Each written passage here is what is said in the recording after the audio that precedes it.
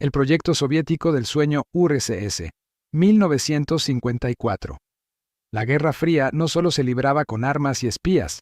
En los laboratorios secretos de la Unión Soviética, la ciencia se retorcía en busca de una ventaja sobre Occidente.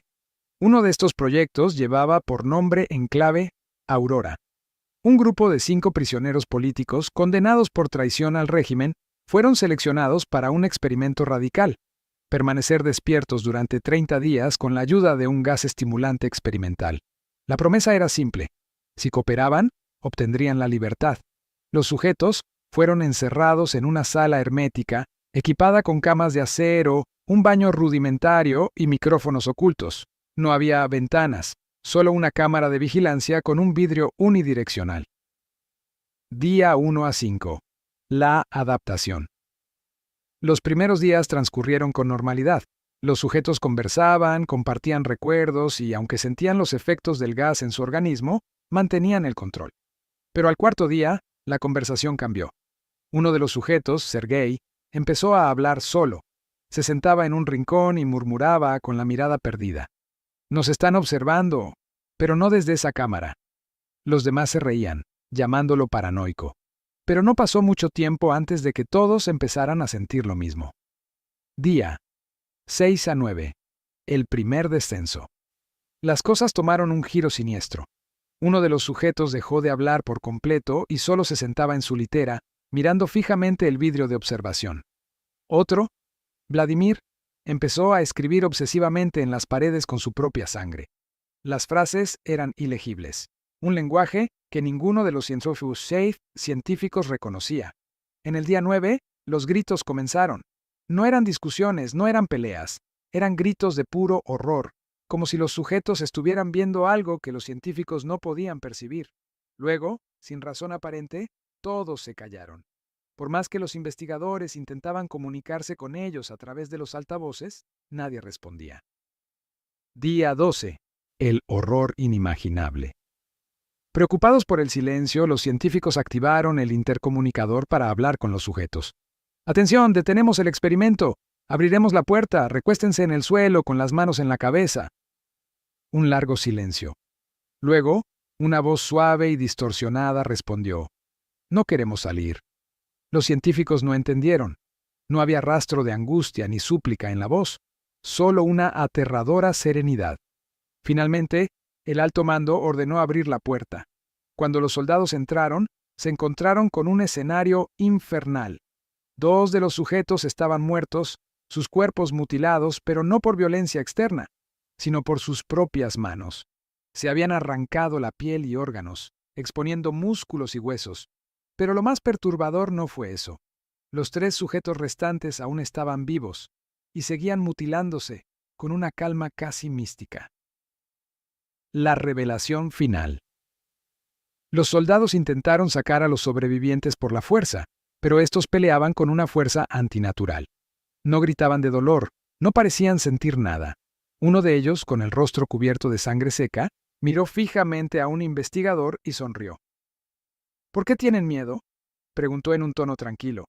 «Pensamos que ustedes también querían despertar». El científico, paralizado, preguntó con voz temblorosa: «¿Despertar de qué?». El sujeto se inclinó hacia él y susurró: «El sueño. Nos protege de ver la verdad». En ese momento, la luz parpadeó. Un soldado gritó. El video de vigilancia se cortó. Días después, el proyecto fue enterrado. Los documentos clasificados fueron destruidos. Nadie volvió a hablar de Aurora, pero entre los investigadores sobrevivientes había un rumor. El gas no los mantuvo despiertos, solo los obligó a ver algo que siempre ha estado allí. La Pascualita, el maniquí que respira. La leyenda que Chihuahua no puede olvidar. En el escaparate de una vieja tienda de vestidos de novia en Chihuahua, México, se encuentra un maniquí que ha causado escalofríos por generaciones. La tienda, La Popular, presume a esta figura desde 1930. Sus manos parecen humanas, sus ojos, húmedos, sus uñas, perfectamente cuidadas. Pero lo más perturbador no es su realismo, es la leyenda. Cuentan que la figura no es un maniquí, sino el cuerpo embalsamado de la hija de la dueña original de la tienda. La historia comienza con Pascuala Esparza, una mujer de negocios que administraba la tienda con orgullo. Su hija, una joven hermosa y dulce, estaba por casarse. La ciudad entera hablaba de su belleza. Pero en la víspera de su boda ocurrió lo impensable. La joven fue mordida por una araña violinista mientras se probaba su vestido de novia. Murió esa misma noche. Dicen que Pascuala, destrozada por el dolor, se negó a sepultar a su hija. Semanas después, un nuevo maniquí apareció en el aparador. Nadie la había visto instalarlo. No tenía nombre, pero rápidamente fue bautizado como la Pascualita. Las clientas empezaron a notar detalles imposibles de ignorar. Sus ojos parecían seguirte. En días nublados, sus mejillas se veían más pálidas. En días calurosos, más rosadas. Una costurera juró que, al cerrar sola la tienda, la Pascualita la miró y parpadeó. Años después, un guardia nocturno renunció tras solo 2 turnos. Dijo haber escuchado sollozos dentro del local. Y una noche, al revisar el escaparate con su linterna, el rostro del maniquí estaba sonriendo. Una leyenda más oscura habla de un taxidermista europeo que fue contratado en secreto por Pascuala. Él habría realizado un embalsamamiento con técnicas prohibidas, resinas orgánicas, sangre de cordero y un rito ancestral que selló el alma de la joven en su cuerpo para siempre. Pero los rumores se volvieron aún más macabros cuando varias novias que compraban vestidos en la tienda comenzaron a morir antes de sus bodas. Una cayó por las escaleras, otra fue atropellada, una más desapareció sin dejar rastro. Todas habían sido medidas frente al maniquí. Todas habían dicho lo mismo. Me miró con envidia. Hay quienes creen que Pascualita no descansa en paz, que quedó atrapada en su cuerpo, sintiendo cada década pasar, incapaz de gritar. Otros creen que envidiaba tanto a las novias que nunca dejará que alguien más camine al altar. Hoy en día, el maniquí sigue en el mismo escaparate, con nuevos vestidos cada cierto tiempo, pero nadie ha visto jamás a alguien cambiarle la ropa. Y si preguntas en la tienda, los empleados se ponen pálidos, bajan la voz y te dicen: ella siempre ha estado aquí, y siempre estará. ¿Te atreverías a mirarla a los ojos? El dolor puede ser tan profundo que transforma el amor en obsesión y la obsesión en maldición. A veces, lo que no soltamos se queda para siempre, incluso si ya no debería estar entre nosotros. El callejón del beso, un amor más allá de la muerte. Cuentan que en el corazón de Guanajuato, donde las calles se enredan como susurros en la madrugada, existe un callejón tan angosto que 2 personas, asomándose desde balcones opuestos, pueden besarse, pero también pueden sellar un destino trágico. Hace siglos, en una época donde las decisiones familiares pesaban más que el amor verdadero, vivía Ana, una joven de belleza imposible, hija única de un hombre severo, obsesionado con el poder y la riqueza. Su padre, don Félix de Montemayor, la había prometido en matrimonio a un noble español que le duplicaba la edad. Ana, resignada, pasaba los días encerrada en su habitación, mirando con tristeza las estrellas. Fue entonces cuando apareció Carlos, un humilde minero, de ojos oscuros y manos curtidas por el trabajo duro. Él la vio una noche cuando Ana, rebelándose contra su encierro, escapó a la azotea. Sus miradas se encontraron entre las sombras y, sin una sola palabra, se prometieron amor eterno. Desde aquella noche comenzaron a verse en secreto. Ana desde su balcón, Carlos trepando las peligrosas pendientes del callejón para alcanzarla. Fue entonces que Carlos ideó un plan. Compró la casa justo frente a la de Ana, invirtiendo todo lo que tenía y lo que no, solo para estar más cerca de ella. Solo un pequeño abismo de ladrillos y secretos los separaba. Cada noche se encontraban en sus respectivos balcones. No hablaban mucho, no hacía falta. Un beso robado sobre ese vacío era todo lo que necesitaban para resistir al mundo entero. Pero la felicidad nunca dura para los corazones que desafían el destino. Una noche, don Félix los descubrió. La furia los cegó. Juró que preferiría verla muerta antes que verla deshonrar su apellido. Ana, aterrada, pidió a Carlos que huyeran juntos, pero el dinero de Carlos se había agotado comprando aquella casa maldita. No podían escapar, no aún. Decidieron darse un último beso, uno que fuera tan eterno como su amor. Aquella noche, bajo una luna enfermiza, Ana se asomó al balcón. Carlos también. Sus dedos apenas alcanzaban a tocarse. Sus labios apenas rozaban la distancia cuando escucharon un estruendo. La puerta de Ana se abrió violentamente. Era don Félix, enardecido. Sin piedad, cruzó el umbral y, en un arranque de odio, clavó una daga en el pecho de su propia hija. Ana cayó hacia adelante, su sangre tiñendo la madera vieja del balcón. Carlos, horrorizado, la sostuvo como pudo. Con su último suspiro, Ana le susurró: «No dejes que nuestro beso se pierda en el olvido».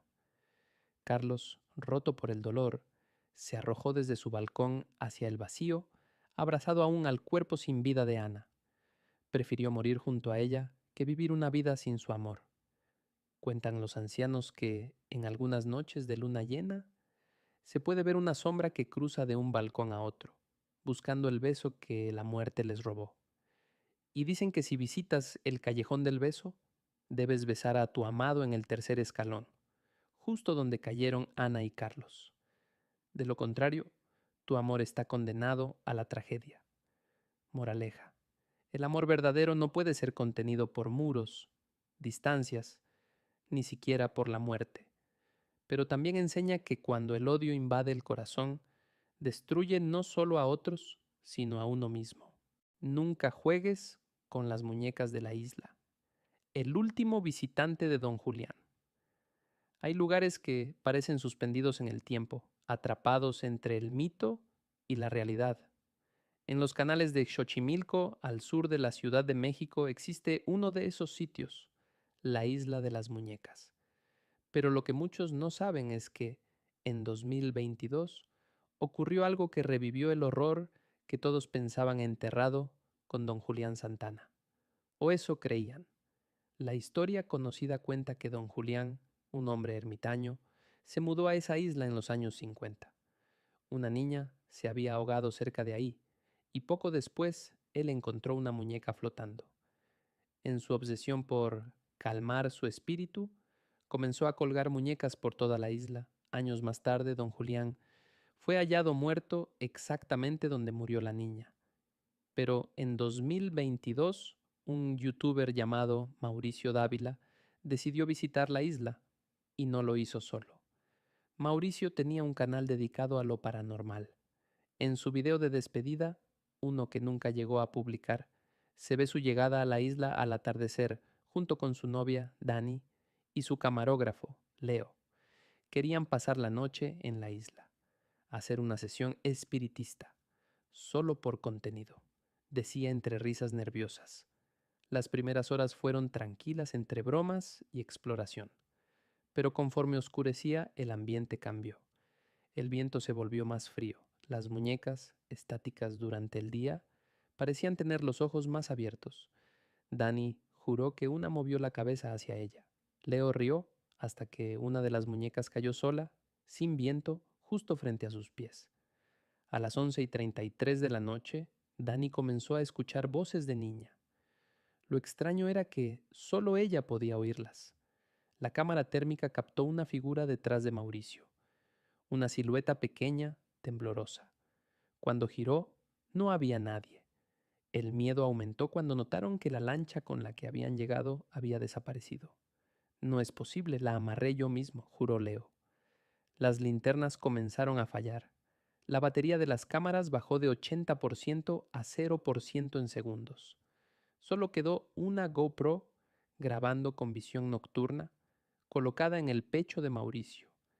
En el video recuperado, hallado flotando en los canales 3 días después, se escuchan pasos alrededor de la cabaña donde se refugiaron. Golpes en las paredes y luego muñecas riendo, riendo. Voces infantiles diciendo: «¿Quieres jugar conmigo, Mauricio?», en una mezcla de susurro y odio. A las 3:14 de la mañana, Dani gritó: Había desaparecido. Mauricio salió corriendo entre la maleza y Leo fue tras él. En el video se ve cómo una sombra lo tumba. Al levantarse, Leo tiene los ojos en blanco. Empieza a hablar como si fuera un niño. Ella no quiere que se vayan. Quiere quedarse con todos. Mauricio huyó solo. Respiraba agitado. Decía que las muñecas lo estaban siguiendo. Las últimas palabras en la grabación fueron: "No fue la niña, fue él. Don Julián nunca se fue". Luego se escucha un grito desgarrador y el video se apaga. 3 días después, pescadores encontraron la cámara flotando entre lirios. A Mauricio lo hallaron inconsciente, cubierto de lodo, con la ropa rasgada, abrazando una muñeca. A Dani y Leo jamás los encontraron. Mauricio no volvió a hablar. Solo repite una frase desde entonces: "No quise jugar, pero ella sí". La isla fue cerrada al público por unos meses, pero la presión turística obligó a reabrirla.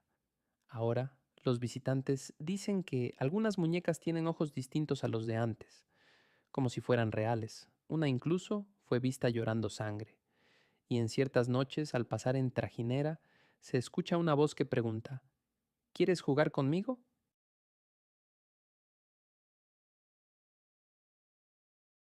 El espejo de los susurros. La casa de los Mercer llevaba años abandonada. Situada al final de la calle Sombras, su estructura decadente inspiraba leyendas entre los niños del pueblo.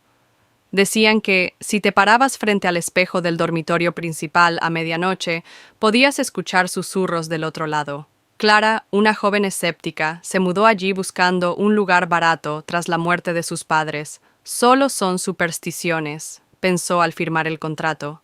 Pero la primera noche, el frío que recorrió su espalda al pasar frente al espejo antiguo la hizo dudar. «No mires», una voz susurró. Clara se detuvo, el corazón latiéndole con fuerza. «Debe ser el viento», intentó convencerse. Pero al acercarse al espejo, su reflejo no la imitaba. Ella sonreía. «Hola, Clara», dijo su doble, con una voz que no era la suya.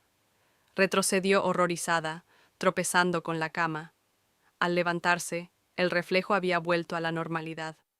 «Estoy cansada, eso es todo», murmuró, aunque el miedo ya había echado raíces en su mente. La pesadilla comienza. Las noches siguientes, los susurros se hicieron más claros. Voces que le hablaban de cosas que solo ella sabía: su infancia, sus miedos más profundos, incluso el accidente que mató a sus padres. «Fue tu culpa», murmuró el espejo una madrugada. Clara, al borde del colapso, buscó respuestas. En el desván, encontró un diario de la anterior dueña, una mujer llamada Eleanor Mercer. Las páginas finales describían su obsesión con el espejo, cómo le prometió liberarla si le entregaba un alma a cambio. La última entrada decía: «Ya no soy yo, ella me poseyó, ayúdenme». El ritual. Decidida a terminar con todo, Clara investigó sobre espejos malditos. Un viejo librero le contó que algunos objetos actúan como puertas y que algo siempre espera del otro lado. La única forma de cerrarlo era romper el espejo. Desde dentro. Esa noche, Clara encendió velas y dibujó un círculo de sal alrededor del espejo. Con manos temblorosas, pronunció las palabras que encontró en el diario. «Muéstrate». El vidrio se empañó y una figura oscura emergió, arrastrándose como líquido espeso. Clara sintió un grito ahogarse en su garganta cuando la criatura, con ojos blancos y una sonrisa desencajada, le susurró: «Gracias por abrirme la puerta. ¿El final o el comienzo?». Con un alarido, Clara tomó un candelabro y lo estrelló contra el espejo. Los gritos de la entidad llenaron la habitación mientras los pedazos de vidrio caían. Pero al mirar el suelo, Clara vio que su reflejo seguía intacto entre los fragmentos, y ahora la señalaba. «Tú eres mía ahora». Al día siguiente, los vecinos reportaron ruidos en la casa abandonada. Cuando entraron, encontraron el dormitorio destrozado y el espejo roto. Pero Clara ya no estaba. Solo un diario abierto en una página recién escrita con sangre. «Ella me poseyó. Ayúdenme». Moraleja: nunca subestimes lo que no puedes ver. Algunas puertas, una vez abiertas, no pueden cerrarse. Y hay cosas que, una vez que te miran, nunca te sueltan. El secreto que el bosque susurrante nunca debió revelar. 1. La bienvenida a Vallebruma. El autobús dejó a Lucas en un pueblo donde el tiempo parecía haberse detenido. Vallebruma olía a leña quemada y tierra mojada. Las miradas de los pobladores seguían cada uno de sus pasos, como si supieran que ya estaba condenado. En la pensión La Última Parada, la dueña, señora Dolores, le entregó una llave oxidada. La habitación 3. Nadie ha dormido ahí desde lo de... Bueno, ya verás, dijo mientras sus dedos temblaban. 2. Las primeras advertencias. En el bar del pueblo, el Rincón del Olvido, Lucas conoció a Marcos, un hombre que arrastraba una pierna inútil. ¿Vienes por el bosque?, preguntó Marcos, sirviendo un trago de aguardiente que Lucas no pidió. Te contaré lo que le pasó a mi hermano. Marcos bajó la voz hasta casi desaparecer. Regresó sin ojos. Decía que se los había prestado al bosque para ver lo que realmente era.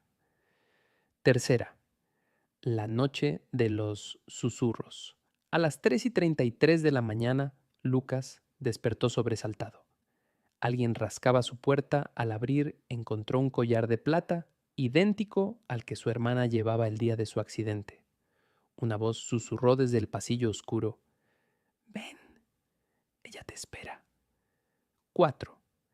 Dentro del bosque maldito, los árboles del bosque susurrante sangraban savia espesa y negra. El suelo crujía bajo sus pies como huesos secos. De pronto escuchó: Hermano, ¿por fin viniste por mí?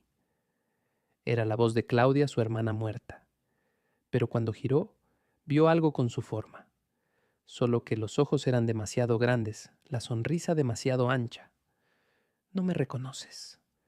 Yo soy la verdadera Claudia, la que enterraste en el lago. 5.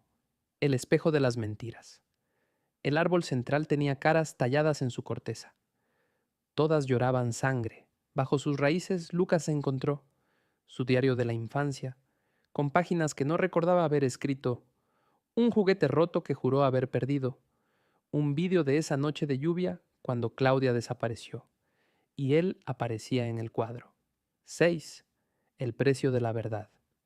El reflejo de Lucas en el charco de sangre habló primero. ¿Crees que viniste a investigar? Te trajimos. Este bosque es hambriento, pero solo se alimenta de culpables.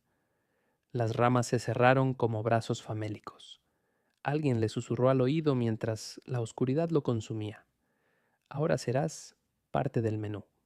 Epílogo: el ciclo continúa. Un mes después, otro periodista llegó a Vallebruma. En el bar, Marcos sirvió un trago especial, mientras bajo su mesa los zapatos de Lucas comenzaban a echar raíces. Algunas verdades deben permanecer enterradas, porque cuando salen a la luz, lo que encuentran es otra cosa.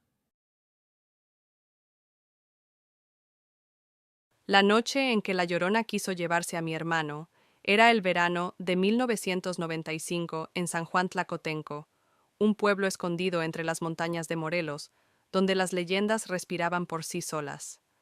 Yo, Daniel, de 14 años, y mi hermano Javier, de 9, habíamos pasado toda la infancia escuchando las historias que los abuelos contaban junto al fogón.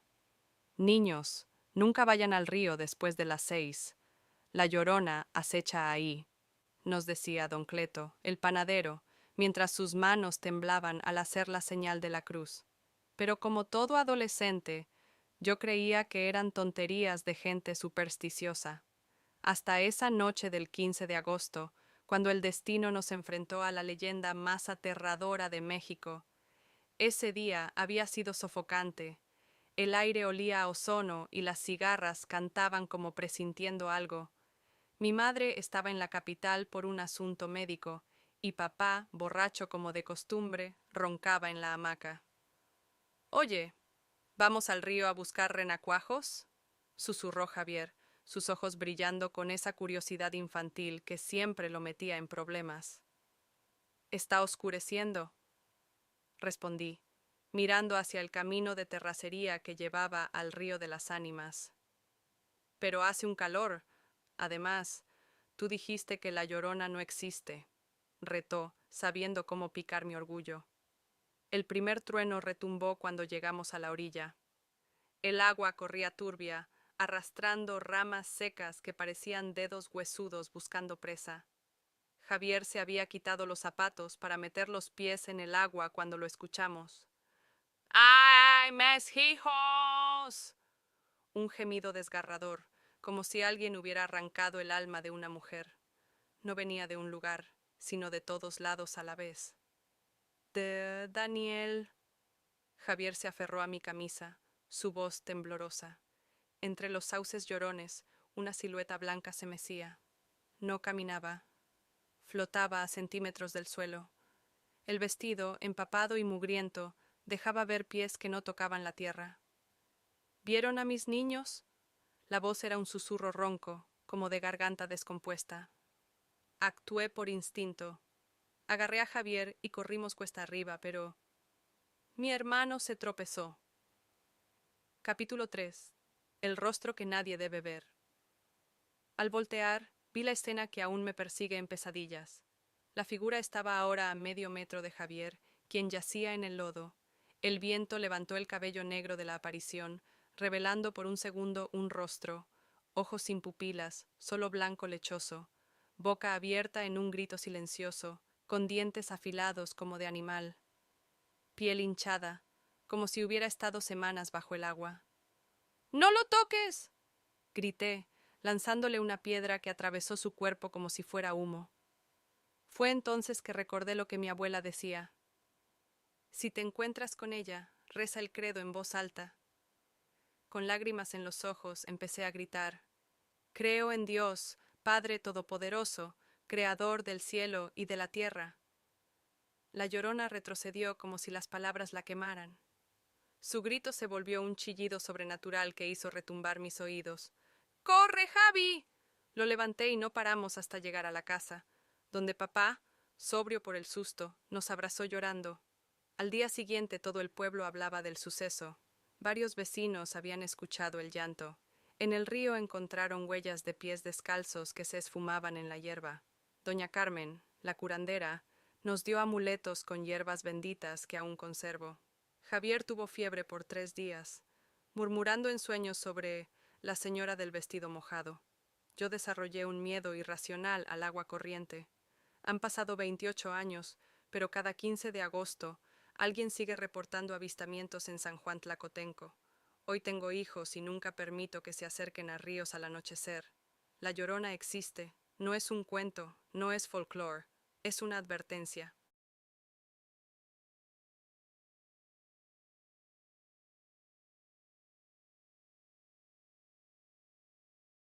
El juego de las sombras, la leyenda del espejo maldito. En un pueblo olvidado entre las montañas, donde la niebla se aferraba a las calles como un alma en pena, existía una leyenda que los ancianos contaban en voz baja, el juego de las sombras. Se decía que, hace décadas, una bruja condenada por el pueblo había maldecido un espejo antes de ser quemada en la hoguera. Quien se mire en él a medianoche y recite 3 veces «Veo lo que no debería ver», conocerá la verdad, pero también despertará a algo que nunca debió salir. Fueron sus últimas palabras.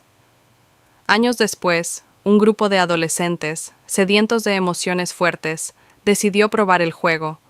Entre ellos estaba Daniela, una chavalita escéptica que se burlaba de las supersticiones. «Son solo tonterías para asustar niños», decía mientras sus amigos titubeaban. Esa noche, en una casa abandonada en las afueras del pueblo, colocaron el espejo antiguo que habían encontrado en el desván de la abuela de uno de ellos. Era grande, con un marco de ébano tallado con figuras retorcidas, que parecían moverse bajo la tenue luz de las velas. A las 11:59 de la noche, Daniela se paró frente al espejo. Sus amigos formaron un círculo a su alrededor, conteniendo la respiración. El silencio era tan denso que podían escuchar el crujir de la madera en las paredes. «Veo lo que no debería ver», susurró Daniela la primera vez. Nada ocurrió. La segunda vez, su voz tembló un poco. Veo lo que no debería ver. El aire se enfrió. El viento golpeó las ventanas, aunque no había brisa esa noche. Al tercer intento, Daniela sintió un escalofrío. Veo lo que no debería ver. Entonces el reflejo sonrió. No fue un truco de la luz. Su imagen en el espejo torció la boca en una sonrisa grotesca, mientras sus ojos se volvían negros como tinta. Ahora yo también te veo, susurró su otro yo desde el cristal. Los amigos gritaron y corrieron, pero Daniela quedó paralizada. Su reflejo extendió una mano y antes de que pudiera reaccionar, la arrastró al interior del espejo. El vidrio se quebró en 1000 pedazos y su grito se ahogó en el vacío. Al día siguiente, encontraron la casa vacía.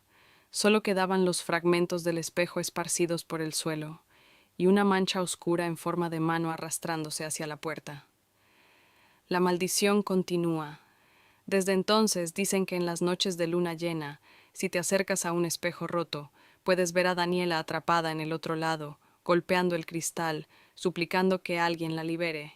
Pero cuidado, porque si te acercas demasiado, su sombra podría agarrarte y llevarte con ella. Y lo peor de todo es que, a veces, el espejo no está roto cuando te encuentras con ella, sino que tú eres el reflejo. Moraleja, nunca invoques lo que no puedas destruir. El juego de las sombras, la leyenda del espejo maldito. En un pueblo olvidado entre las montañas, donde la niebla se aferraba a las calles como un alma en pena, existía una leyenda que los ancianos contaban en voz baja, el juego de las sombras. Se decía que, hace décadas, una bruja condenada por el pueblo había maldecido un espejo antes de ser quemada en la hoguera. Quien se mire en él a medianoche y recite 3 veces «Veo lo que no debería ver», conocerá la verdad, pero también despertará a algo que nunca debió salir. Fueron sus últimas palabras. Años después, un grupo de adolescentes, sedientos de emociones fuertes, decidió probar el juego. Entre ellos estaba Daniela, una chavalita escéptica que se burlaba de las supersticiones. «Son solo tonterías para asustar niños», decía mientras sus amigos titubeaban. Esa noche, en una casa abandonada en las afueras del pueblo, colocaron el espejo antiguo que habían encontrado en el desván de la abuela de uno de ellos. Era grande, con un marco de ébano tallado con figuras retorcidas, que parecían moverse bajo la tenue luz de las velas. A las 11:59 de la noche, Daniela se paró frente al espejo. Sus amigos formaron un círculo a su alrededor, conteniendo la respiración. El silencio era tan denso que podían escuchar el crujir de la madera en las paredes. «Veo lo que no debería ver», susurró Daniela la primera vez. Nada ocurrió. La segunda vez, su voz tembló un poco. «Veo lo que no debería ver». El aire se enfrió. El viento golpeó las ventanas, aunque no había brisa esa noche. Al tercer intento, Daniela sintió un escalofrío. «Veo lo que no debería ver». Entonces el reflejo sonrió. No fue un truco de la luz. Su imagen en el espejo torció la boca en una sonrisa grotesca, mientras sus ojos se volvían negros como tinta. «Ahora yo también te veo», susurró su otro yo desde el cristal. Los amigos gritaron y corrieron, pero Daniela quedó paralizada. Su reflejo extendió una mano y antes de que pudiera reaccionar, la arrastró al interior del espejo. El vidrio se quebró en 1000 pedazos y su grito se ahogó en el vacío. Al día siguiente, encontraron la casa vacía. Solo quedaban los fragmentos del espejo esparcidos por el suelo y una mancha oscura en forma de mano arrastrándose hacia la puerta. La maldición continúa. Desde entonces dicen que en las noches de luna llena, si te acercas a un espejo roto, puedes ver a Daniela atrapada en el otro lado, golpeando el cristal, suplicando que alguien la libere. Pero cuidado, porque si te acercas demasiado, su sombra podría agarrarte y llevarte con ella. Y lo peor de todo es que, a veces, el espejo no está roto cuando te encuentras con ella, sino que tú eres el reflejo. Moraleja, nunca invoques lo que no puedas destruir.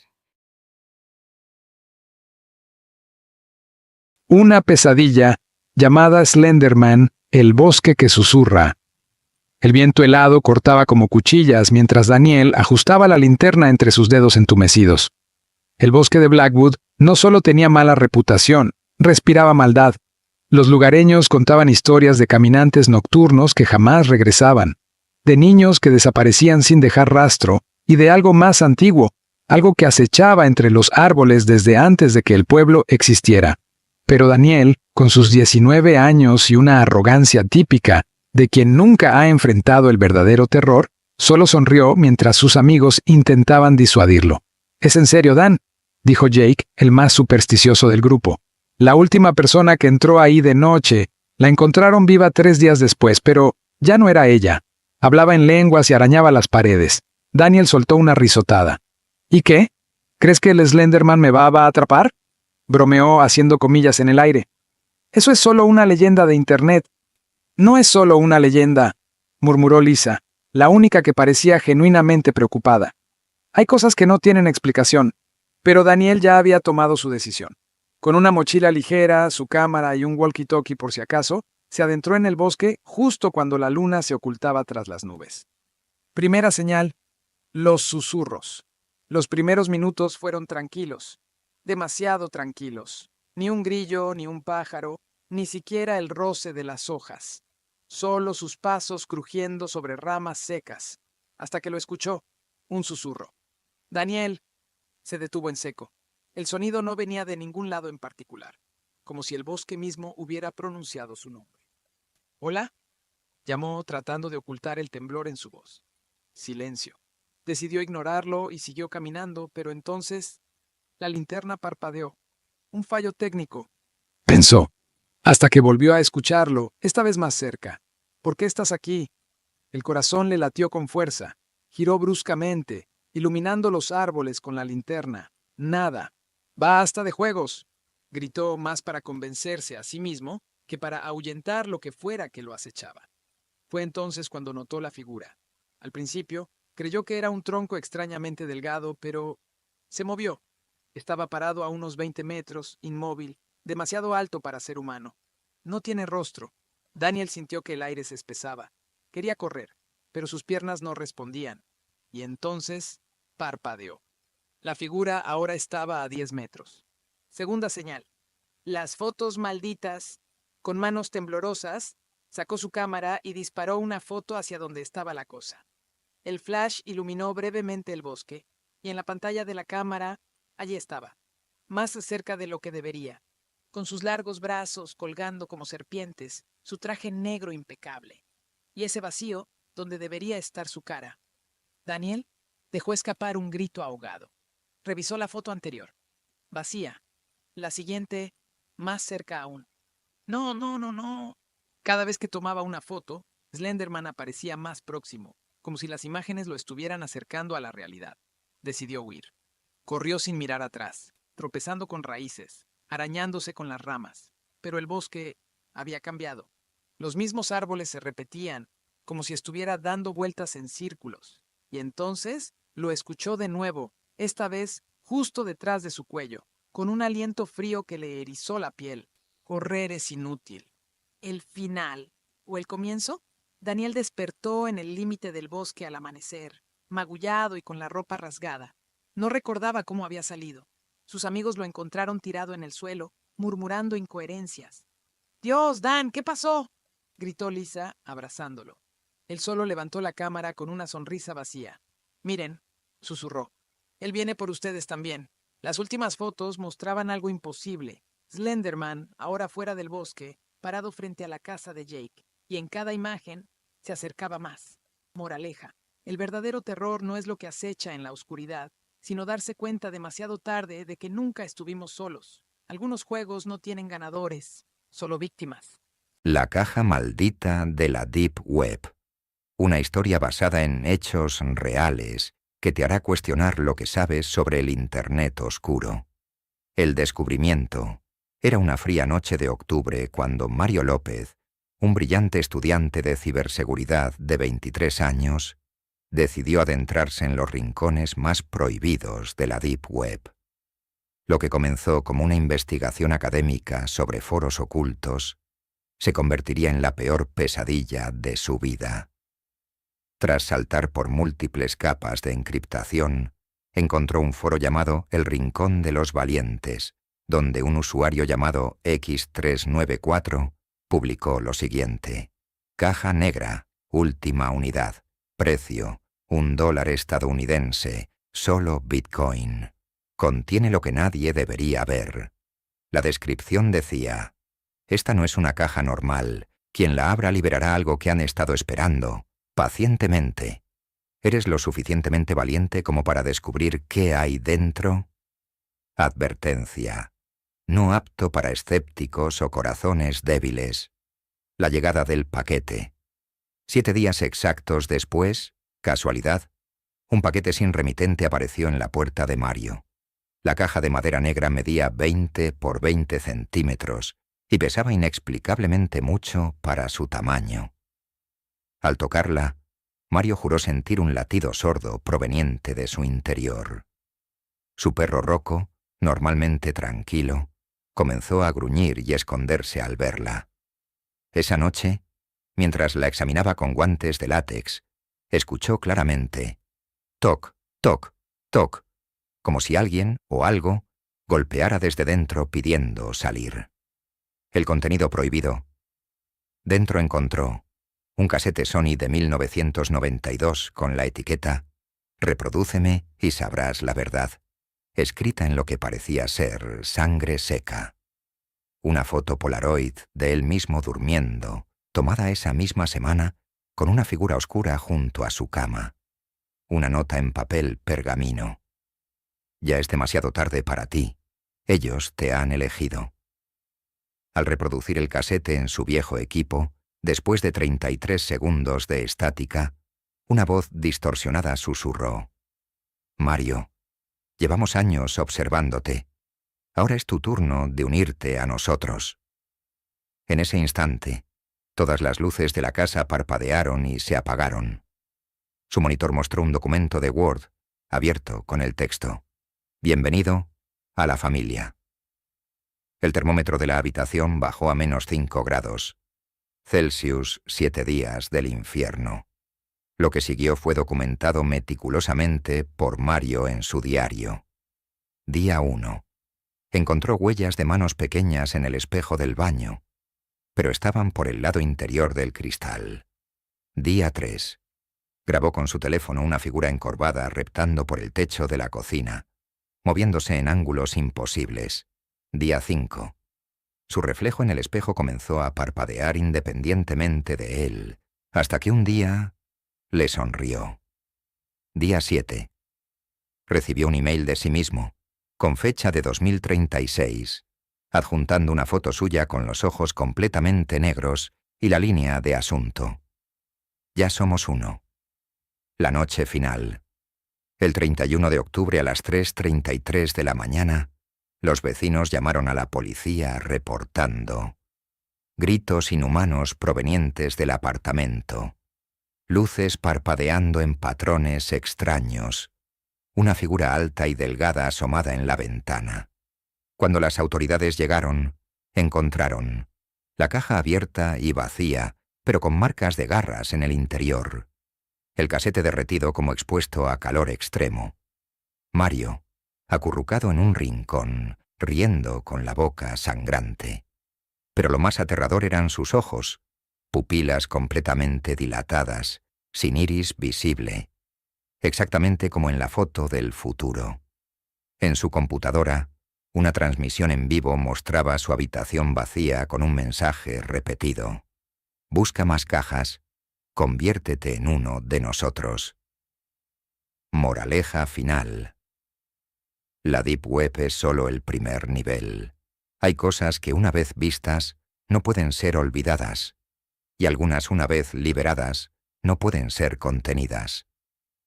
¿Cuántos caracteres? El doppelganger. Él era yo. Desde que me mudé al apartamento en el último piso, noté cosas raras. Ruidos de pasos cuando estaba solo, objetos que cambiaban de lugar. Pero lo peor comenzó una semana atrás, cuando empecé a verme a mí mismo en los espejos. No era un reflejo normal. Yo parpadeaba, y él no. El primer encuentro. Era martes. Volvía del trabajo exhausto y, al lavarme la cara, levanté la mirada hacia el espejo del baño. Mi reflejo seguía sonriendo, incluso cuando yo ya había fruncido el ceño. «¿Qué diablos?», murmuré retrocediendo. El otro yo inclinó la cabeza, como estudiándome. Luego habló. «No deberías haber venido aquí». Apagué la luz y salí corriendo. La investigación. Al día siguiente, pregunté al portero sobre los inquilinos anteriores. «El último residente desapareció», dijo bajando la voz. Dijo que alguien idéntico a él lo seguía. Esa noche revisé grabaciones de mi cámara de seguridad. En una aparecía yo saliendo del baño a las 3 de la mañana, pero yo estaba dormido. El desenlace. Decidí romper todos los espejos. Mientras destrozaba el del pasillo, una mano salió del cristal roto y me agarró del brazo. «Tú no eres el original», susurró mi propia voz desde el otro lado. Grité, forcejeé y logré liberarme. Corrí a la calle, pero al pasar frente a un escaparate vi mi reflejo sonriendo de nuevo, esta vez con los ojos completamente negros. El final. Llamé a la policía, pero cuando llegaron, otro yo abrió la puerta. «No hay ningún problema, oficiales», dijo él con mi voz. A través de la ventana, vi cómo ese yo me señalaba y decía, «Ese de ahí no debería existir». Los policías se giraron hacia mí y todo se oscureció.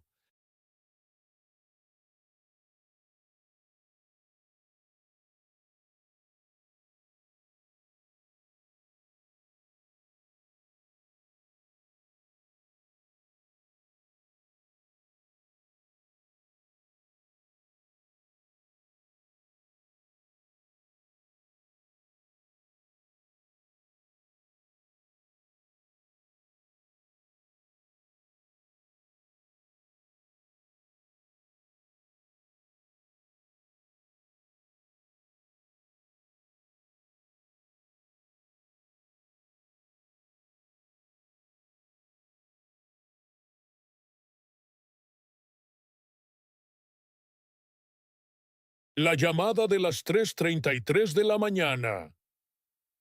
Nunca creí en lo sobrenatural, hasta que empecé a recibir esas llamadas, siempre a la misma hora, 3:33 de la mañana. La primera vez pensé que era un error. Del otro lado solo se escuchaba un gemido ahogado, como si alguien intentara hablar bajo el agua. Colgué, pero esa misma madrugada, mi teléfono vibró con un mensaje de voz. Cuando lo reproduje, reconocí al instante la voz de mi abuela. «Cuidado con el hombre de la gabardina». ¿Lo aterrador? Mi abuela llevaba 3 años muerta. Al día siguiente, revisé el historial de llamadas. No había registro de aquella llamada, pero encontré algo peor. En mi galería había una foto nueva. Una selfie mía dormido, tomada esa misma noche desde el rincón de mi habitación. La segunda llamada fue peor. Una voz femenina canturreaba, «Duérmete, niño, duérmete ya». Zrenia, la misma nana que mi madre me cantaba de pequeño. Pero cuando grité, «¿Quién eres?», «Component Placement», la voz cambió abruptamente a un rugido distorsionado. «El que viene por ti». Decidí investigar. En el cementerio donde enterramos a mi abuela, su tumba estaba exhumada. El guardia me dijo que un hombre alto con gabardina había pagado por trasladar sus restos, pero los registros mostraban que yo mismo firmé los papeles. Anoche recibí la última llamada. Era mi propia voz, pero envejecida, susurrando, «Corre a esconderte, ya sube las escaleras». Y entonces escuché pasos en el pasillo.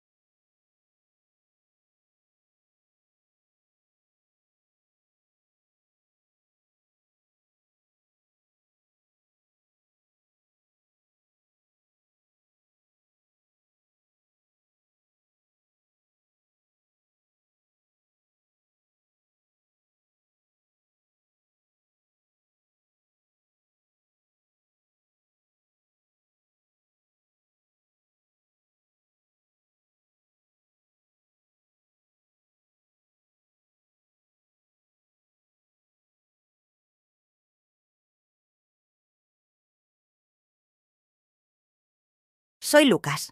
Hace una semana me mudé a un departamento viejo. El dueño me advirtió: no quites el espejo del dormitorio. Pero no le hice caso, hasta esa noche. Desperté a las 3:33 de la mañana. No podía moverme. En el espejo mi reflejo sonreía, pero yo no. Lentamente, él levantó una mano y golpeó el cristal. Vi cómo se agrietaba. Al día siguiente rompí el maldito espejo.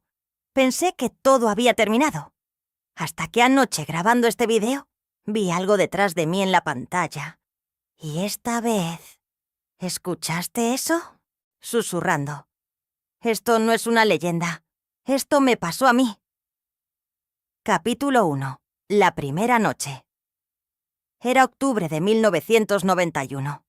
Yo tenía 19 años y vivía en el barrio de Torrero, cerca del cementerio. Esa noche volvía tarde del trabajo. El aire olía a tierra mojada y las farolas parpadeaban como si algo las estuviera saboteando. De repente escuché una risa. No era humana. Era demasiado aguda, como si alguien hubiera acelerado una grabación. Me giré, y ahí estaba, una figura pequeña, de no más de 60 centímetros, agachada junto a un contenedor. Un niño, Zrenia. Pero entonces se levantó. Tenía la piel grisácea y arrugada, como cuero viejo.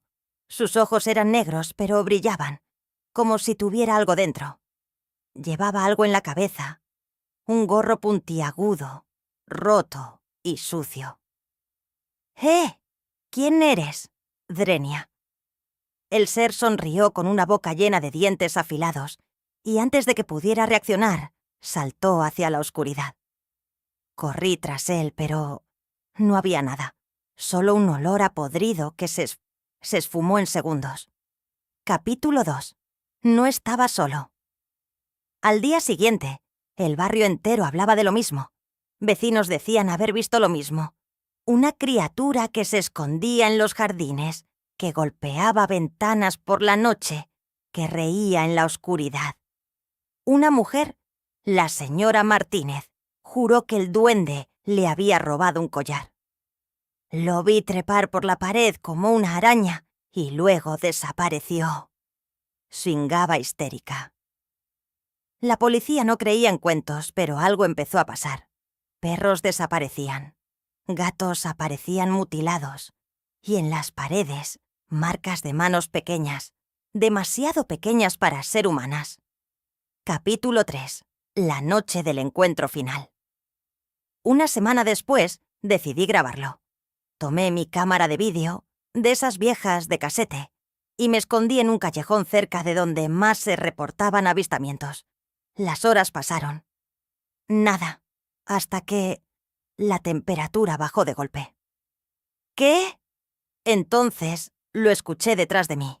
Un susurro. ¿Me estás buscando? Me giré.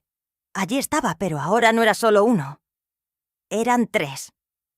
«Nos gustan los curiosos», dijo otro con una voz que no era de este mundo. La cámara captó todo. Sus caras deformes, sus sonrisas inhumanas, cómo se acercaban. Y luego la pantalla se llenó de nieve. Cuando desperté, estaba en mi casa. La puerta estaba abierta y en el suelo, huellas de barro diminutas.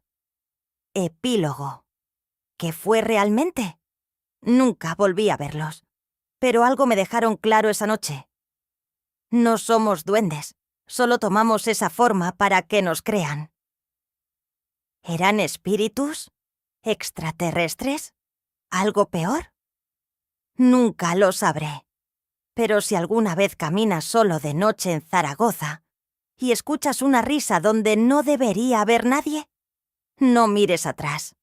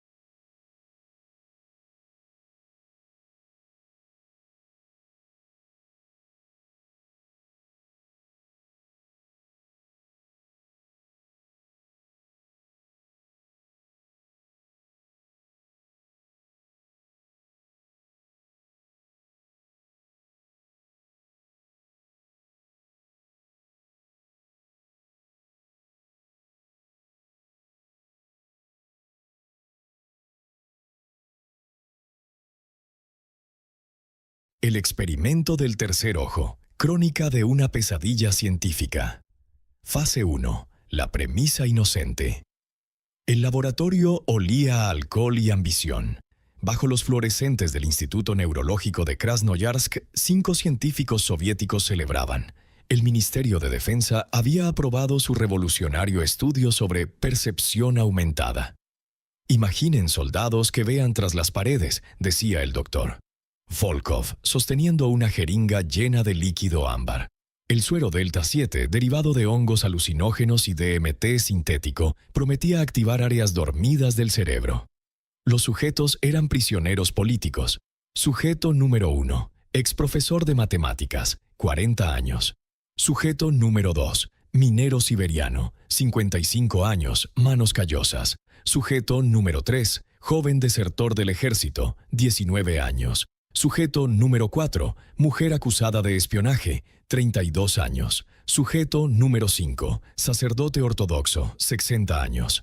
El primer día fue rutinario. Electrodos en el cuero cabelludo, inyecciones cada 8 horas, pruebas de agudeza visual. Hasta que el sujeto número 3 rompió el protocolo. ¿Por qué nadie me dijo que había gente en los espejos? Fase 2. Las visiones convergente. A la tercera dosis, los 5 sujetos dibujaron la misma figura en sus tests psicológicos. El observador, 2.5 metros de altura. Articulaciones invertidas. Rostro liso excepto por un ojo central. Movimiento entre fotogramas. El sacerdote, Vero 5, se arrodilló sollozando. No son demonios. Son algo más viejo. Están en los umbrales esperando que los veamos. Las grabaciones muestran lo más perturbador. Las entidades reaccionaban cuando los sujetos las señalaban. En las grabaciones de audio se escuchaban susurros en ruso invertido. La temperatura bajaba 5 grados Celsius cuando aparecían.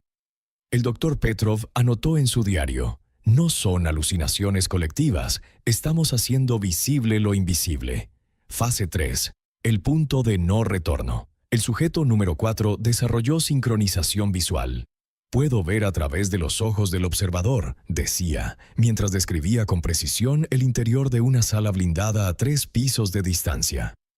Pero había un precio: hemorragias oculares. Pérdida de huellas dactilares, la piel se volvía lisa, voces que solo cesaban al administrar más suero. La noche del incidente 19, el sujeto Nuli 2 gritó: son fechas, 3-7-19, son las edades de los niños que faltan en el pueblo. Al revisar archivos, descubrieron que coincidía con desapariciones no resueltas.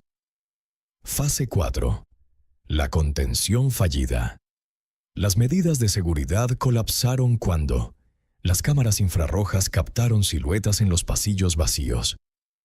El sacerdote, 5, comenzó a vomitar un líquido negro que grababa mensajes en las paredes. Volkov desapareció tras entrar a la cámara de aislamiento, dejando solo sus gafas, con los cristales convertidos en ojos humanos. El último mensaje del sujeto número 1 fue críptico: el velo no es una barrera, es una membrana, y la hemos perforado. Fase 5. Lo que quedó tras el cierre. El ejército selló el instituto en 1965, pero en 1989 un periodista infiltró la cámara principal. Las paredes estaban cubiertas de dibujos de ojos, algunos con pupilas que seguían el movimiento. En 2017, hackers filtraron 3 segundos de video clasificado. Muestra al sujeto número 3 envejecido 50 años, sus cuencas vacías hablando: siguen usando mis ojos para ver. La última anotación del Dr. Petrov: el tercer ojo no era un órgano, era una cerradura, y ahora está abierta. Advertencia posterior. Los archivos contienen 197 páginas tachadas, excepto una frase repetida: no mires los espejos por más de 3 segundos.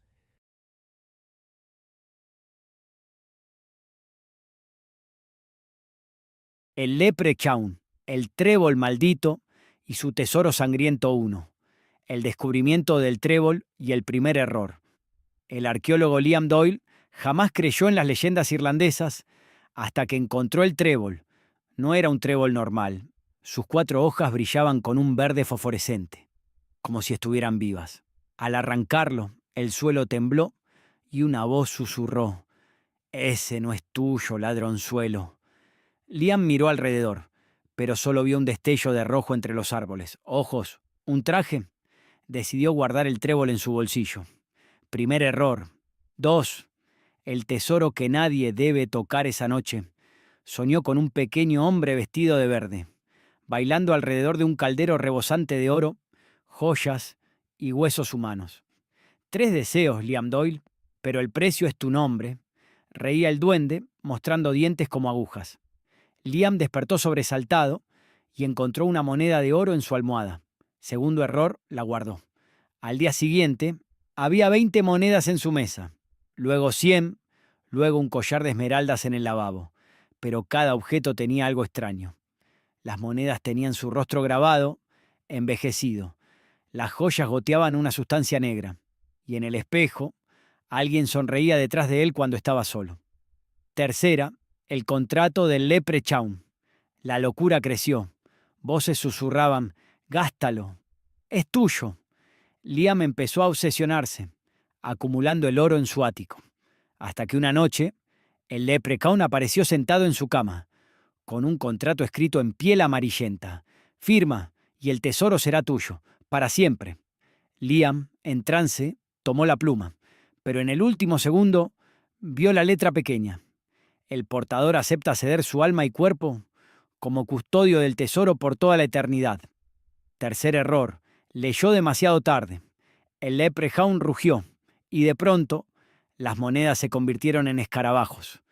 Las joyas eran dientes humanos, y el tesoro se arrastró hacia él, envolviéndolo como una segunda piel. Cuarto, el último guardián. Al amanecer, Liam había desaparecido, pero en el bosque de Kilkenny, los turistas comentan sobre un nuevo árbol. Sus hojas son verdes fosforescentes, sus raíces abrazan un montón de oro oxidado, y si te acercas demasiado, susurra un nombre en gaélico, mientras en Dublín un anticuario vende un trébol de 4 hojas a un coleccionista. Moraleja: el verdadero terror no es el monstruo, sino lo que estás dispuesto a hacer por su oro.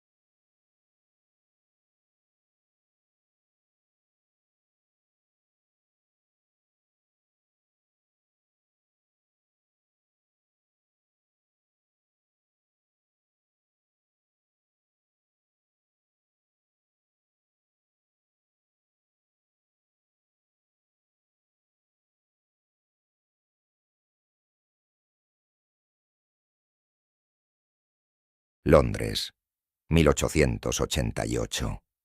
El otoño cayó sobre Whitechapel con una niebla espesa y un hedor a miseria. Las calles eran un laberinto de adoquines húmedos, faroles de gas parpadeantes y susurros de desesperación.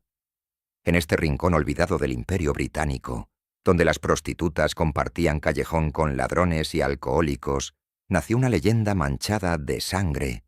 Un asesino anónimo, brutal y preciso, comenzó una serie de crímenes que desafiarían a la policía, a la prensa y al mismo tiempo Lo llamaron Jack. Jack, el Destripador. El inicio del horror, 31 de agosto de 1888. Mary Ann Nichols fue hallada en Bucks Row, con el cuello cortado y el abdomen abierto en un espectáculo de crueldad quirúrgica. Las autoridades estaban acostumbradas a la violencia, pero esto era diferente. La precisión de los cortes insinuaba un conocimiento anatómico. No era un crimen pasional, era una disección. Poco después, Annie Chapman apareció en el patio trasero del 29 de Hanbury Street. No solo estaba muerta, le habían extraído el útero. La policía intentó mantener la calma, pero el pánico se filtraba por las rendijas de la ciudad, como la niebla que la cubría cada madrugada. Las cartas de un fantasma. La prensa encontró un filón de oro. Los periodistas competían por el titular más morboso, alimentando la paranoia de los ciudadanos. Entonces llegaron las cartas, escritas con tinta roja, firmadas como Jack el Destripador. La más infame fue la titulada «Querido jefe», recibida por la Agencia Central de Noticias. «No dejaré de arrancarles las orejas a las mujeres hasta que me atrapen». Con una arrogancia escalofriante, Jack enviaba fragmentos de órganos a las autoridades. Medio riñón llegó a las oficinas, con una nota que decía: «Lo comí, estaba muy bueno». El asesino no solo mataba, jugaba. La noche del terror doble 30 de septiembre. 2 víctimas en una sola noche. Elizabeth Stride fue encontrada en Dudfields Yard, su garganta cortada, pero sin mutilaciones. Quizá Jack fue interrumpido, pero Catherine Eddowes, hallada apenas una hora después en Mitre Square, recibió el resto del horror: rostro desfigurado, vísceras expuestas y un riñón faltante. En la pared cercana, alguien había escrito con tiza: «Los judíos no son los hombres que serán culpables por nada». La policía, temerosa de incitar disturbios antisemitas, ordenó borrar el mensaje antes de fotografiarlo. Así se perdió quizá la única pista directa del asesino. La cumbre del horror. 9 de noviembre. Mary Jane Kelly. Última víctima oficial. Su cadáver fue hallado en su habitación en Miller's Court. Lo que Jack hizo con ella fue indescriptible. El cuerpo fue desollado, los órganos acomodados como trofeos a su alrededor. El crimen parecía más una declaración de poder que un asesinato. Fue el clímax de una serie de atrocidades que marcarían para siempre la historia del crimen moderno. Después de eso, nada. El eco del misterio Jack desapareció como había llegado, en silencio. No fue atrapado, ni visto, ni juzgado. ¿Cómo un asesino tan visible pudo desvanecerse sin dejar huella? Las teorías abundaron. Un médico con tendencias sádicas, un miembro de la realeza, un carnicero local, incluso una mujer. Nadie pudo probar nada. Durante más de 130 años, investigadores, historiadores y fanáticos han debatido sobre la identidad de Jack. Las pruebas de ADN, reconstrucciones y testimonios nunca lograron concretar una verdad absoluta. Jack se convirtió en mito. Pero hay quienes creen algo aún más perturbador: que Jack no desapareció. Solo cambió de rostro, de ciudad, de siglo. Porque los asesinos en serie no nacieron en los 90, ni en el siglo XX. Nacieron en la oscuridad, en el corazón del ser humano. Y algunos nunca mueren.